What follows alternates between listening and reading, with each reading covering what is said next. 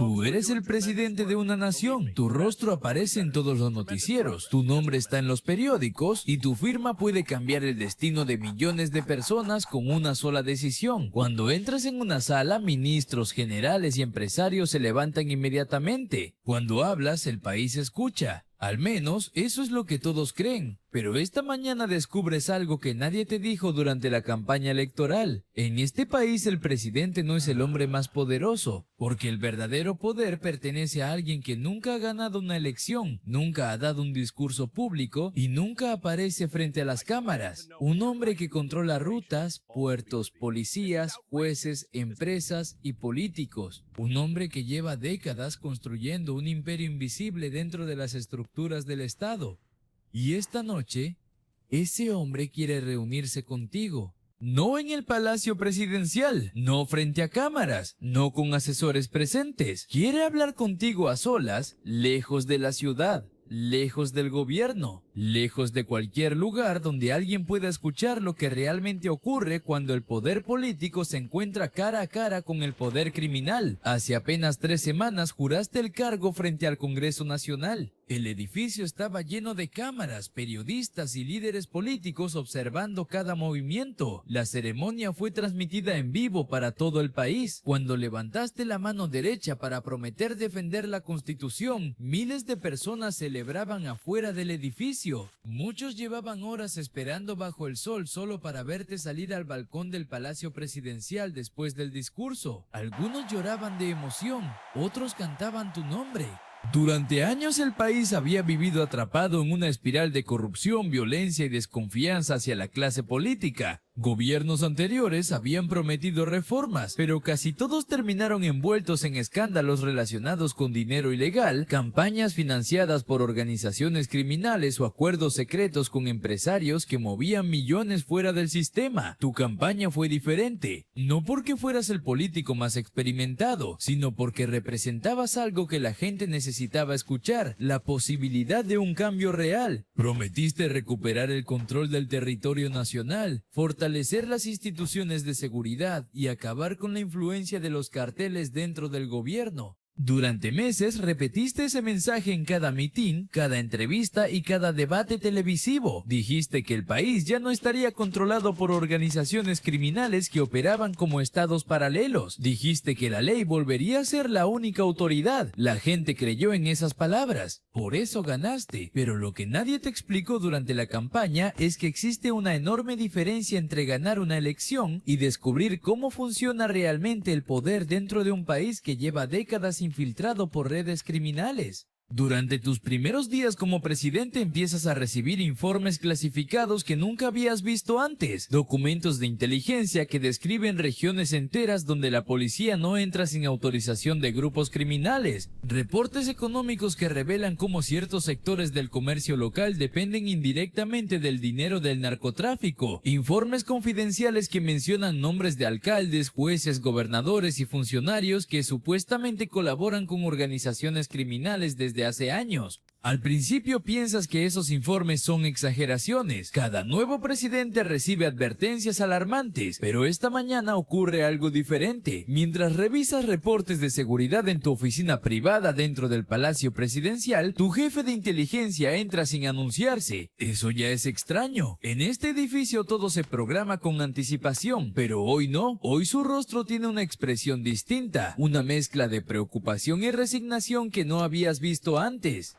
Cierra la puerta lentamente detrás de él, camina hasta tu escritorio, coloca un sobre la mesa. No tiene sello oficial, no tiene remitente, solo tu nombre escrito a mano. Abres el sobre con cuidado. Dentro hay una sola hoja de papel, una dirección, una hora, 11:30 nada más. Levantas la mirada. ¿Quién envió esto? Tu jefe de inteligencia tarda unos segundos en responder, no porque no sepa la respuesta, sino porque sabe lo que significa decirla en voz alta. El cartel. La palabra llena la habitación con un silencio pesado, porque todos en este país saben exactamente qué significa cuando alguien dice el cartel. No se trata de un grupo cualquiera, es la organización criminal más poderosa del país. Una red que mueve miles de millones de dólares cada año, controla rutas internacionales de tráfico, financia empresas legales para lavar dinero y mantiene influencia directa dentro de instituciones gubernamentales. Durante décadas, los gobiernos anteriores declararon públicamente que estaban luchando contra ellos, pero la verdad es más complicada. Algunos gobiernos los enfrentaron, otros negociaron,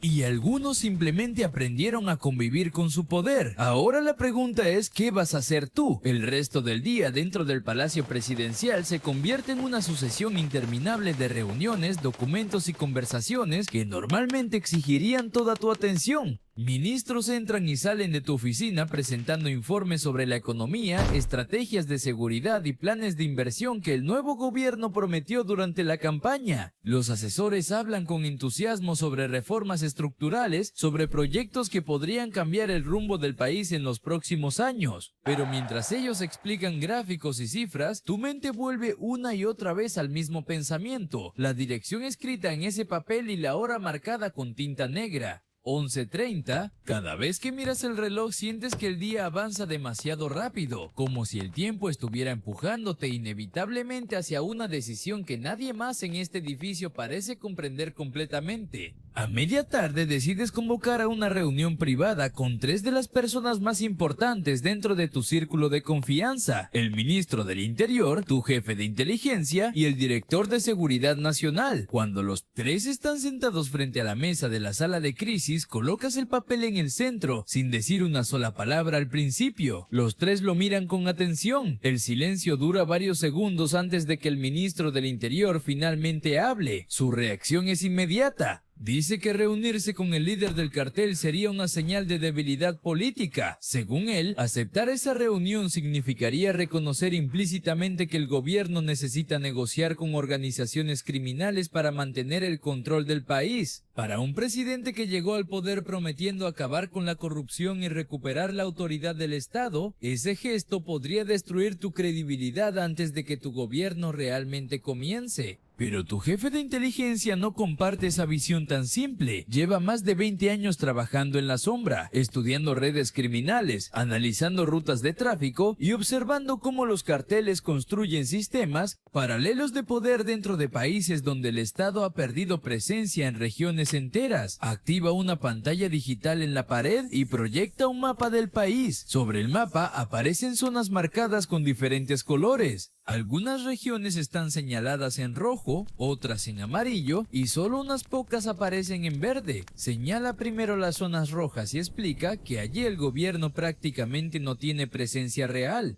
En esas regiones la policía no entra sin permiso, las autoridades locales responden a intereses externos y las decisiones importantes no se toman en oficinas gubernamentales. Luego señala las zonas amarillas, donde el Estado tiene presencia parcial pero comparte control con redes criminales que han aprendido a operar dentro del sistema sin llamar demasiado la atención. Observas el mapa en silencio mientras comprendes lentamente lo que significa. El territorio donde el gobierno realmente controla la situación es mucho más pequeño de lo que imaginabas durante la campaña. Tu jefe de inteligencia continúa explicando que el hombre que quiere reunirse contigo controla la mayoría de las zonas rojas y tiene influencia directa en muchas de las amarillas. Durante años, su organización ha construido una red de rutas comerciales y legales, empresas fachada y contactos dentro de instituciones públicas que les permite operar casi sin interferencia. No se trata simplemente de un grupo criminal que trafica drogas. Se trata de una estructura compleja que mueve dinero, información y poder a través de diferentes sectores de la economía.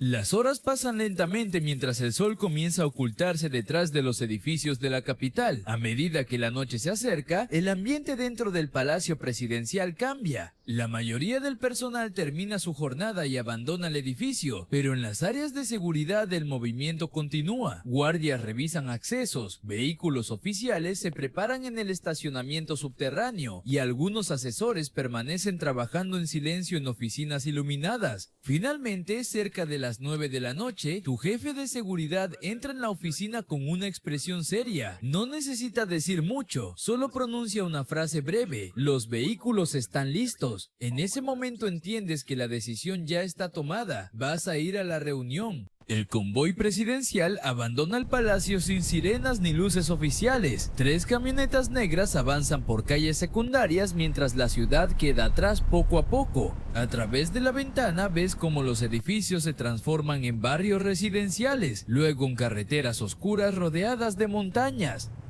Dentro del vehículo nadie habla, el silencio es pesado, como si todos supieran que esta noche no se trata simplemente de una reunión más en la agenda presidencial. Después de casi una hora de viaje, el convoy se detiene frente a una enorme puerta metálica vigilada por hombres armados. Cuando las puertas se abren lentamente y los vehículos avanzan hacia una gran casa iluminada en medio de la oscuridad, comprendes que estás entrando en un lugar donde las reglas de la política tradicional ya no existen y donde cada palabra que digas puede cambiar el futuro del país. Cuando finalmente tomas asiento frente al hombre que ha estado esperando tu llegada, el silencio dentro de la habitación se vuelve casi incómodo. No hay cámaras, no hay asesores, no hay discursos preparados. Solo una mesa larga, 2 sillas enfrentadas y una conversación que probablemente nunca aparecerá en ningún registro oficial del gobierno. El hombre te observa con una calma que resulta inquietante, como si este encuentro no fuera algo extraordinario para él. Como si reunirse con presidentes fuera simplemente otra parte de su rutina. Durante unos segundos nadie dice nada. Afuera, más allá de las ventanas, las montañas permanecen oscuras y silenciosas, mientras hombres armados vigilan el perímetro de la propiedad.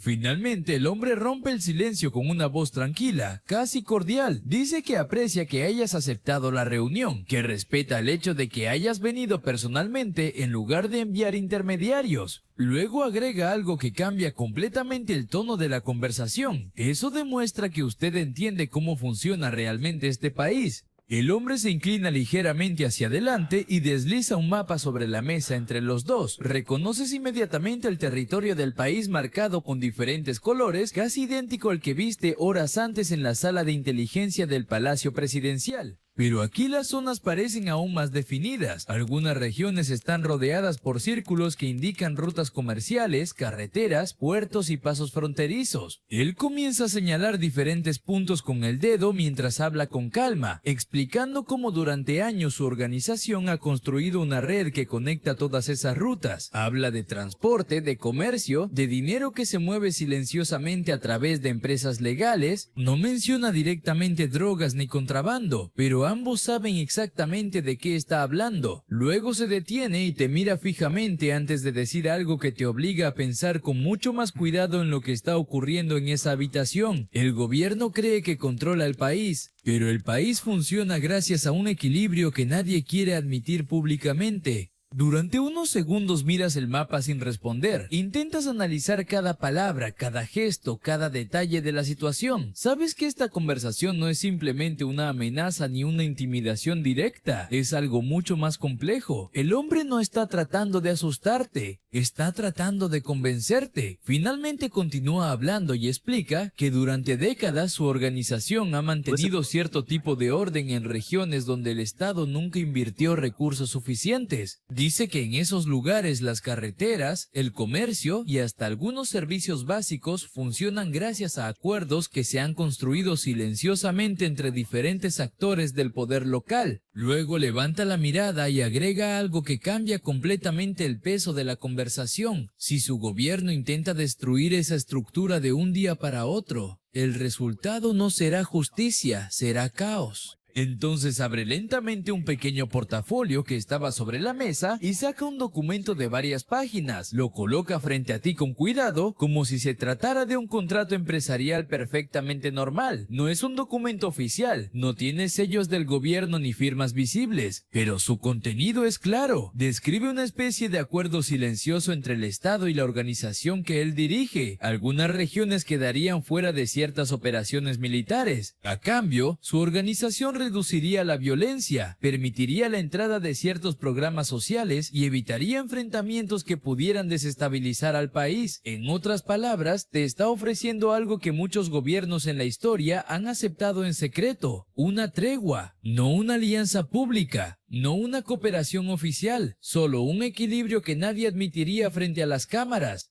El hombre se reclina lentamente en su silla después de deslizar el documento hacia ti. No parece tener prisa, no intenta presionarte, simplemente te observa mientras esperas que leas lo que está escrito frente a ti. En ese momento comprendes que esta es una de esas decisiones que definen gobiernos completos. Si rechazas el acuerdo, podrías iniciar una guerra contra una organización que lleva décadas infiltrada en cada rincón del sistema. Pero si lo aceptas, tu gobierno empezará con un secreto que nadie fuera de esta habitación conocerá. El silencio vuelve a llenar la habitación mientras el reloj en la pared marca lentamente el paso de los segundos. Finalmente el hombre habla otra vez, con la misma calma con la que empezó todo. La decisión es suya, señor presidente. Miras el documento frente a ti durante varios segundos que parecen mucho más largos de lo que realmente son. El papel no pesa más que unas cuantas hojas normales, pero en este momento sientes como si todo el futuro del país estuviera concentrado en esas pocas líneas de texto. Sabes que esta no es una decisión que aparezca en ningún manual político. Nadie te enseñó durante la campaña cómo responder cuando el líder de la organización criminal más poderosa del país te ofrece un acuerdo directo. No hay asesores aquí que puedan susurrarte qué decir. No hay cámaras grabando para la historia. Solo estás tú, el presidente de una nación, y el hombre que controla el imperio criminal que se ha infiltrado en cada rincón del sistema.